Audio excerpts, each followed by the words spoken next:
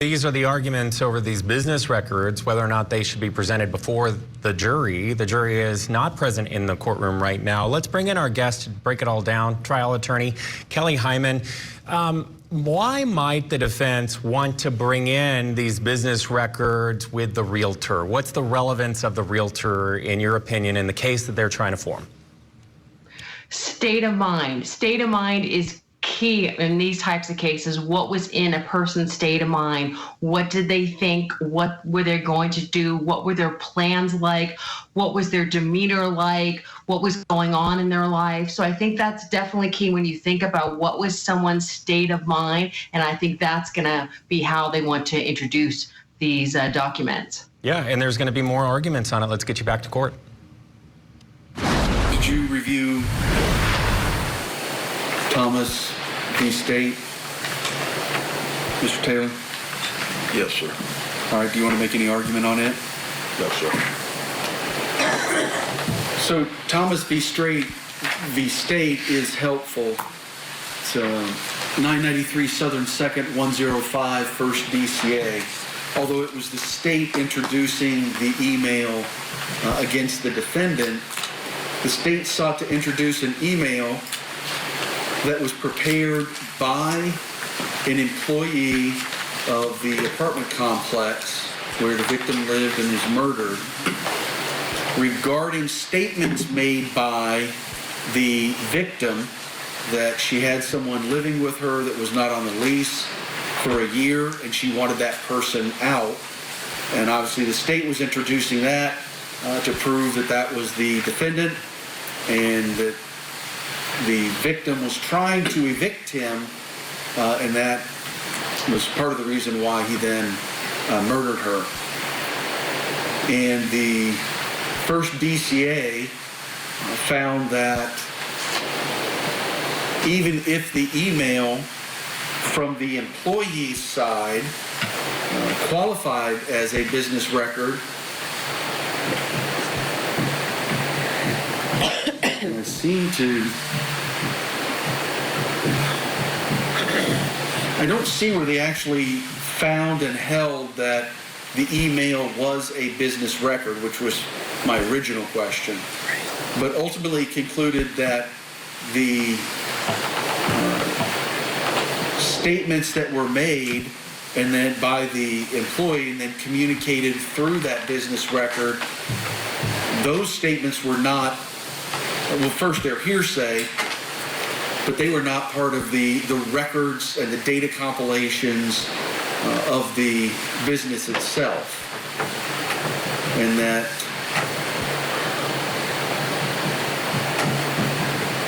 although hearsay may exist within exhibits that fall within an exception, such as business records, those hearsay statements must still qualify under a separate exception to the hearsay rule. And in this particular situation, if I'm understanding correctly, what the defense is asking is to introduce Defendant's Exhibit 27 through Mr. Vizzacaro as his business record that he keeps.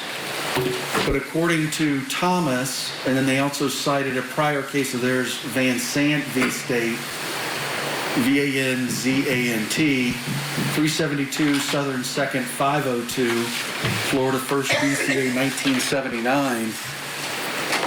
Even if this qualifies as a business record, which again, I have not found a single case that says it does or doesn't, and I don't see in my review of Thomas where it says it is or isn't.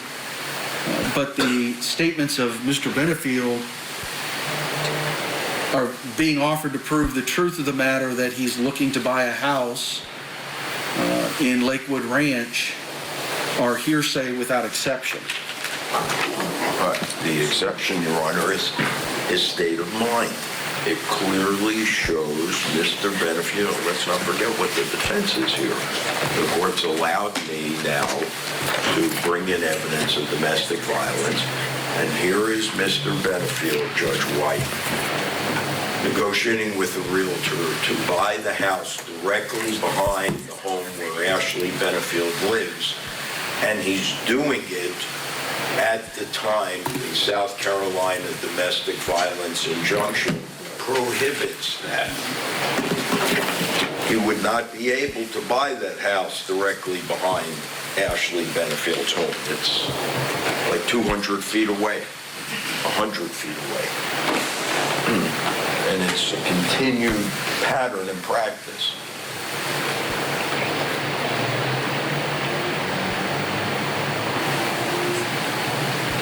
That corroborates your defense. Do you want to be heard on 90.8033, then existing mental, emotional, or physical condition? Judge, his emotional, mental state, that still has to be material to a material fact. And his state of mind at that time is not a material fact. Also, I think the defense is misrepresenting some of what's in the email.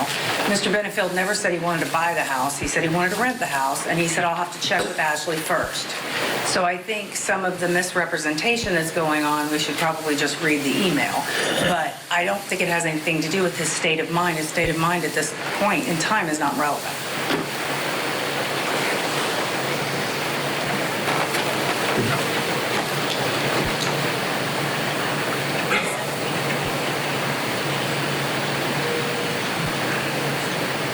All right, so there's a pause in court right there, so this is a good time for us to fit in a short break. You're not going to miss anything. Also a note, you saw the young lady walk into the gallery there during these arguments. That's Eva Benefield. She took the stand, she testified. This is her father who died. We always try to remember the victims here. We'll be right back.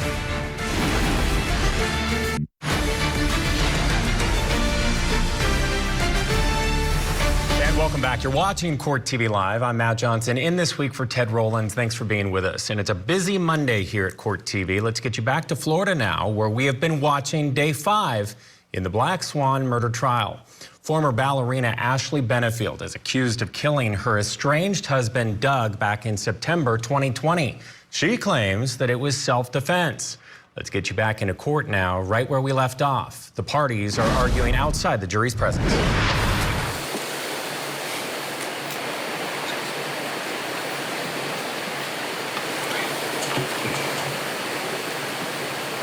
All right, as I've said before, are you going to establish the location of the home through Visicaro, Yes, sir. where it was, Yes, sir. in relation to the house where Miss Benefield lived? Yes, sir. And then are you going to then just argue during closing, I would assume? Yes. All right, so there's going to be no more witnesses. This is the end of this road to establish Yes. This is just... witness-wise. This is an isolated act of DV. Yes. All right. Judge, if she didn't actually know about this, then I don't know that it's relevant. Well, and that's what I was thinking, because, hold on, it's not an act of violence, though. Right. Or threat. But under 9803 subsection 3, a statement of the declarant's then existing state of mind, emotion, or physical sensation, including a statement of intent, plan, design, when it's offered to prove the declarant's state of mind, emotion, or physical sensation at the time or any other time, or prove or explain acts of subsequent conduct of the declarant. Then, Judge, I would just ask that this witness be asked questions if he is allowed to testify. I don't know why we even have to speak about an email. Just, were you helping Doug Benefield, and were you looking at a certain house? I think that would obviate some of the evidentiary concerns I have, that you asked if he was assisting him in finding a location. Did you find one? Where was that location at that you were talking about putting an offer on? Indeed, and if the court rules against the admissibility of the email, that would be my intention. On behalf of Ms. Benefield, though, I would like to present the best defense that I can. And I think that the email clearly is something the jurors can have, read, see. It's tangible. It has the same kind of impact, Judge, that the prior inconsistent statement of Gillum or the emails involving Stephanie Murphy does. And in the absence of a reason why it should be kept out, I would like to admit it. All right. Thank you both very much. I'll allow the admission of Defendant's Exhibit 27 under 90.803(6) for the Realtor's portion and 98.03(3) for the Benefield portion. With the understanding that, again, this is a relatively collateral matter. In and out, Judge. All right, can you bring the witness back in, Mr. Vizzacaro? All right, while they get the witness back on the stand there and bring the jury back into the courtroom, let's discuss what we just witnessed there. So we have trial attorney Kelly Hyman who's standing by. So the whole argument was really not about the fact of the matter of state of mind of him wanting to rent the house, the victim behind the house where Ashley Benefield, the defendant, was staying at the time. It's over whether or not the jury can have a paper copy of that email and hold that in their hands during deliberations. Well, that's definitely going to be key for them to read it and to interpret it and make their own determination on what it is. Sometimes attorneys agree to disagree on things, and ultimately, based on the evidence code, the judge made a determination and ruled for the defense in this matter. And I think it's going to be very helpful for them in this case. Yeah, do you think that it really helps with their case in motive? That there is this email that he had possibly intent to rent so close to her? Well, according to her attorney, that it was in violation. So I definitely think that that's going to be a key. You could definitely see that in the closing arguments as well. The fact that he knew that he should have been so close to her, and therefore, according to the defense attorney, that he was going to violate it. And so I definitely think that that's definitely going to play a role to try and show that, in fact, that she was a victim and that she was going through this to help substantiate her case of being abused, and ultimately the fact that she had no other choice, according to her, to shoot him. That was the only thing that she could do at that time. Yeah, it's going to be really interesting to see these closing arguments. These are both very skilled attorneys that we've seen in the courtroom there and how they connect the dots with their version of events. Let's get you back into court now, that realtor back on the stand. Thank you, Judge White. Mr. Vizzacaro, when we last broke, you told us you were a realtor and that Douglas Benefield had contacted you relative to a house in Lakewood Ranch. That's correct. All right, I'm going to pass to you, Mr. Vizzacaro, what I've had marked as defendant's exhibit number 27. That would be the email messages that you referred to before when we were last in front of the jury, correct? Correct.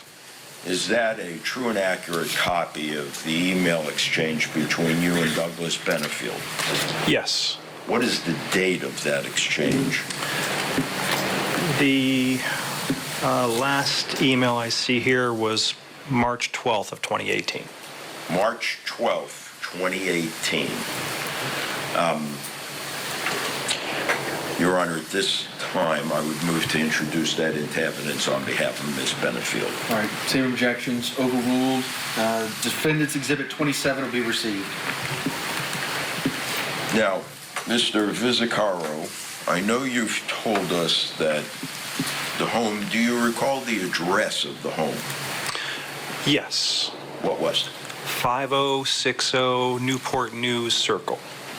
All right, I'd like, with the court's permission, to dim the lights, and we're going to put a diagram up there for you.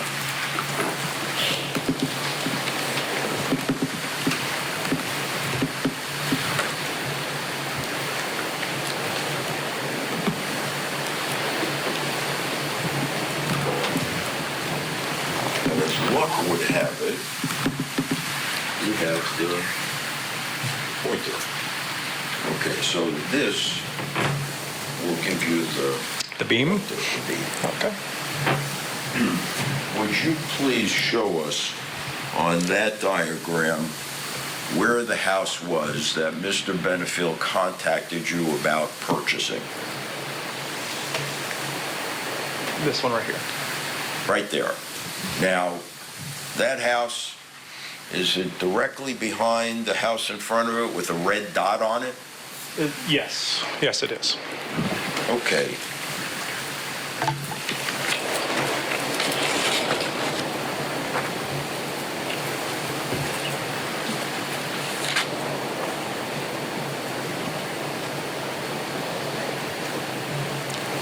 Do you know, Mr. Vizzacaro, who was living in the house with the red dot at 11331 White Rock Terrace? No, I don't. And do you know whether or not, if I may,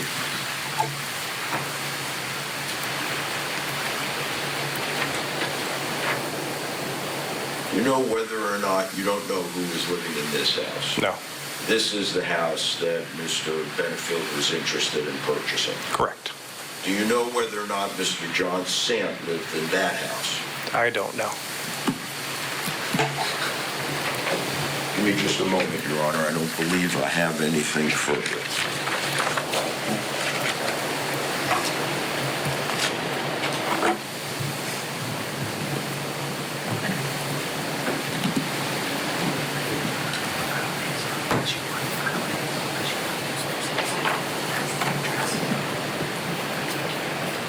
Okay.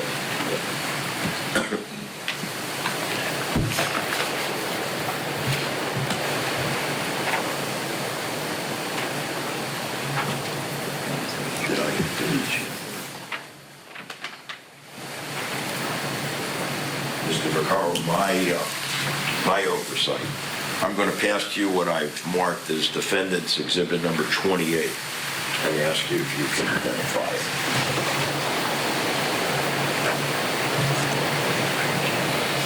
Yes, that's the house. That's the house that Douglas Benefield had contacted you about purchasing. Correct. And is that in Exhibit 28 a true and accurate reflection of the locale? Yes, Does it have a dot on it? it does. Does it have an address? It does. What is the address? 5060 Newport Circle. Newport News Circle, On excuse me. behalf of Ms. Benefield, Your Honor, move to introduce that as Defendant Exhibit 28. No objection. Received. That's all. Thank you very much, Mr. Vizzacaro. You can leave. Gotcha. Cross. So you've had the opportunity to review the email, correct? Yes, I have. If I could just That's right. grab it real quick. And for the record, this is State's Exhibit 27. And it appears as though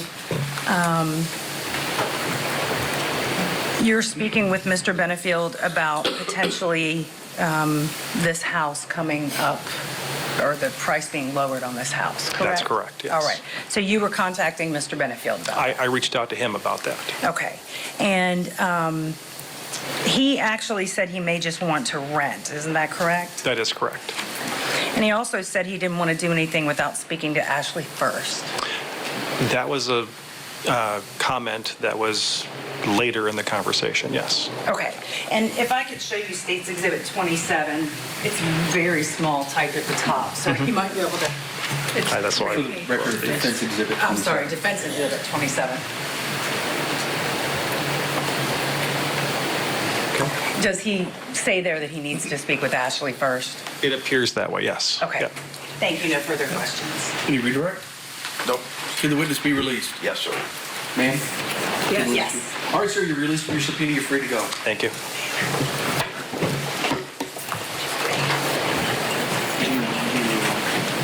Mr. Taylor, can you state, defense, can you approach real quick? And that's going to do it for the testimony from the Realtor Vizzacaro and his relationship to that email, and also Benefield wanting to rent that house next door. Coming up next, the next witness is the defense. They're going to recall the mental health counselor who already testified during the state's case. You're not going to want to miss it. This is Court TV. This week, The biggest moments in the Black Swan murder trial, plus a voice for victims in the tragic story of a 6-year-old's death and a father now facing sentencing. opening statements with Julie Grant. Mornings at 8/7 Central on Court TV. Sunday, August 11th, the season finale of Accomplice to Murder. The horrors they uncovered are horrors not even inflicted upon prisoners of war. Accomplice to Murder with Vinnie Politan. Season finale, Sunday, August 11th, 8/7 Central, only on Court TV.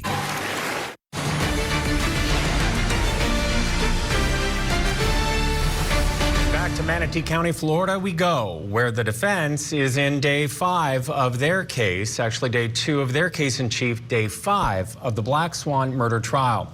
Defendant Ashley Benefield is charged with second-degree murder after she admittedly shot her husband Doug back in 2020.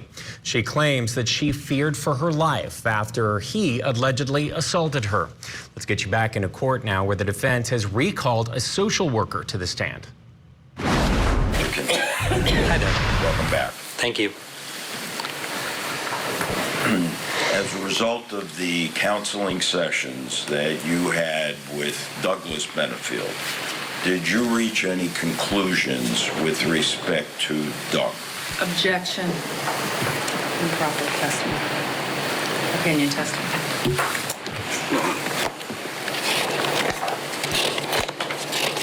Can you go ahead and approach? So the whole defense right here is about domestic violence, and she was fearing for her life. Let's bring in our guest to discuss recalling this witness to the stand that was originally called by the state. Kelly Hyman, what are you expecting them to question him about, or what are you expecting from this testimony? It's going to be key for the defense in their opinion. Something that's going to help establish their case. So usually as the defense, the state has to prove their case, every single element of it. And so they want to poke holes at it as well. But also if they can use a witness to corroborate certain information or help establish certain things, whether in this case of how she was, state of mind, anything to help the jury make a determination and find her not guilty, that's going to be key. So anything that could help substantiate that was definitely going to be key in this case. Well, let's watch together. Let's get back into court. About your priorities. Yes, sir. I think you told us your specialty was trauma. Correct. And for purposes of practicing your profession, various clients come to you and relate their backgrounds, correct?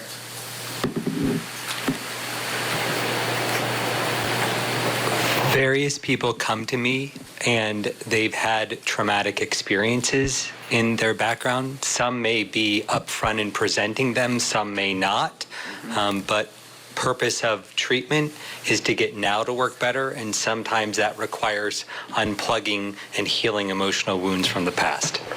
And as part of your art and science, you are trained in picking up and diagnosing various cues in your effort to reach conclusions to try and help them.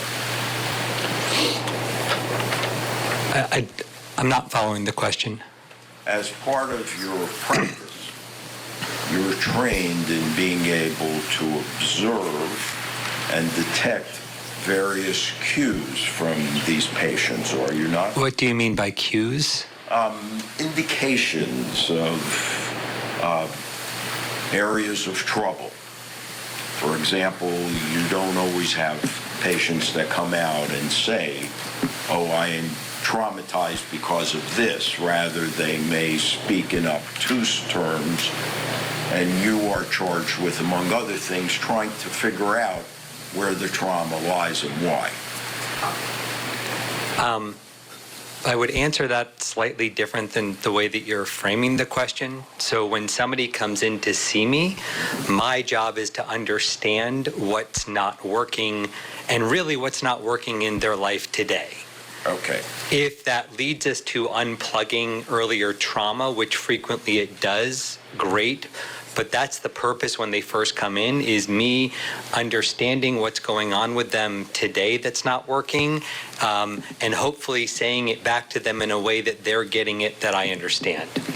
And in that process, you rely upon various statistical manuals and things that are reflective of your profession, do you not? I don't do specifically a lot of diagnosing, so I'm not going to use the DSM frequently. I'm going to understand the background of why trauma sticks and how to get that better.